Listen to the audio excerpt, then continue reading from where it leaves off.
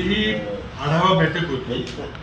तालुका काँग्रेस कमिटीच्या अध्यक्षांना फक्त निमंत्रित केलं होतं, त्याच्या प्रभारीने निमंत्रित केलं होतं। त्यामुळे मी आता आढावा घेतो की प्रत्येक तालुक्यामध्ये जे प्रांतिकने जो आदेश दिलेला आहे की बूथ कमिट्या, ग्राम कमिट्या आणि मंडल कमिट्या तयार करायच्या, आमच्या रायपूर अधिवेशनामध्ये त्याचा आढावा मी घेण्याकरता बैठक केली।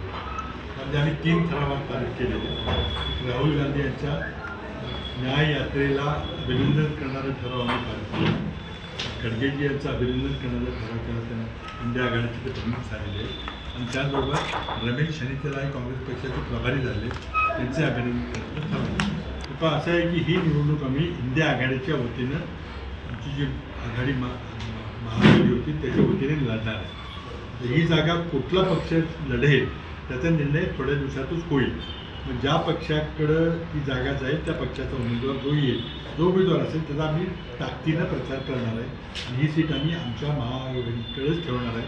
त्यामध्ये काही शंका असेल ते करणार नाही। पण ॲक्च्युली तुमच्या नावाची म्हणून चर्चा होती, जागा आम्हाला मिळणार आहे का नाही, कोणाला वाटणीमध्ये जाणार आहे त्यानंतर पुढची चर्चा।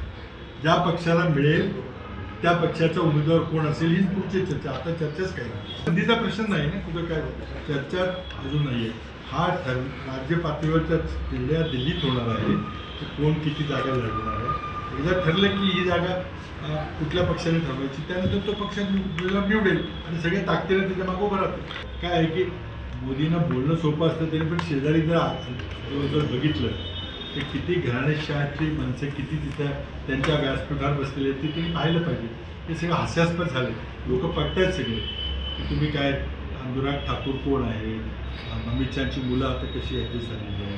म्हणजे महाराष्ट्र उदाहरण घेतलं तर किती आपलेकांची इथं प्रतिनिधित्व आहे, किती जण फक्त वडिलांचा मुलगा आहे म्हणून काम करत आहेत। त्यामध्ये मला वाटतं की कार्यक्षमतेप्रमाणे लोकांना संधी दिली पाहिजे कामामध्ये। उगीच घराणेशाहीचं नाव घेऊन फक्त गांधी फॅमिलीला टार्गेट करण्यापर्यंत मोदी काही करत नाही, पण त्यांचे कर्तृत्व बघा, त्यांचं बलिदान बघा।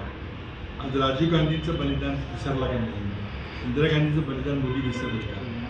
ते काही अमित शहासारखं मुलाला फक्त बिल्डिंग बांधायला आणि याच्याकरता त्यांनी वापर केलेला नाही त्याचा।